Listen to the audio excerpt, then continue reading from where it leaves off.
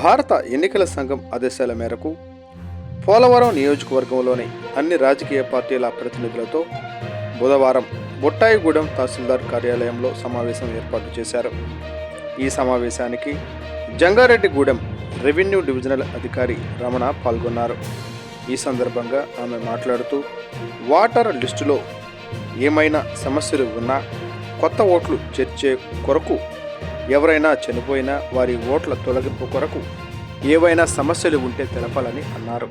ఈ కార్యక్రమంలో నియోజకవర్గంలోని అన్ని మండలాల తహసీల్దారులు, స్థానిక మండల సిబ్బంది, అన్ని రాజకీయ పార్టీల నాయకులు పాల్గొన్నారు. తర్వాత డోర్ నెంబర్ చేంజెస్ కానీ ఇవన్నీ అన్నీ కూడా మనం దాంట్లో క్యారీ అవుట్ చేసుకోవచ్చు. అలాగే మనకి గతంలోని 2009 ఎలక్షన్స్ బిఫోర్ మనకి ఓన్లీ ఒకటే ఉండేది, సమ్మరీ రివిజన్ అని.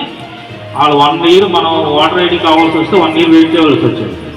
ఆ సమ్మరీ రివిజన్ అంతా అయిన తర్వాత మనకి జనవరిలో పబ్లికేషన్ అవుతున్న ఓటర్ లిస్ట్ వచ్చింది.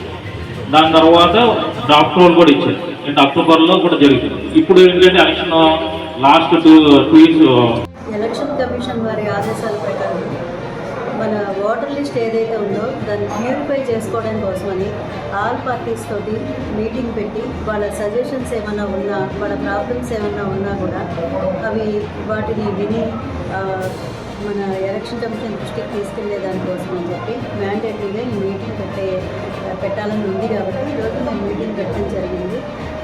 వచ్చిన ఈ పొలిటికల్ పార్టీ ఏజెంట్స్ కూడా వాళ్ళ కోఆర్డినేషన్ తోటి కొత్త ఓటర్లని నమోదు చేయడం కానీ, ఉన్న వాళ్ళని చనిపోయిన వాళ్ళని తీసేసి మైగ్రేట్ అయిన వాళ్ళని తీయటం కానీ, ఇలా ఏమైనా మార్పులు చేర్పులు అన్నీ చేసి ఫైనల్గా ఒక మంచి ఎలక్టరల్ రోల్ని మనం పబ్లిష్ చేసుకునేదానికి ఈరోజు మీటింగ్ పెట్టాము. ఇది సక్సెస్ఫుల్గా కంప్లీట్ అయింది అని తెలియజేస్తాం.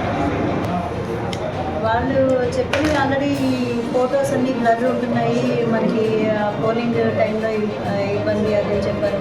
దానికి ఆల్రెడీ ప్రొవిజన్ ఉంది, ఫామ్ 6లో వాళ్ళు అప్లై చేసుకుంటే జరుగుతుంది.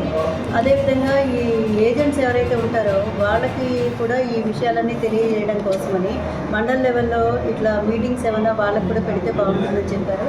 At the time of verification పిఎల్ఓతో పాటు వాళ్ళకు కూడా మేము వాళ్ళ లిస్ట్ ఫైనల్ చేసుకుంటే వాళ్ళకు కూడా ఏం చేయాలి, ఎట్లా చేయాలి అనేది గైడ్ చేయడం జరుగుతుంది.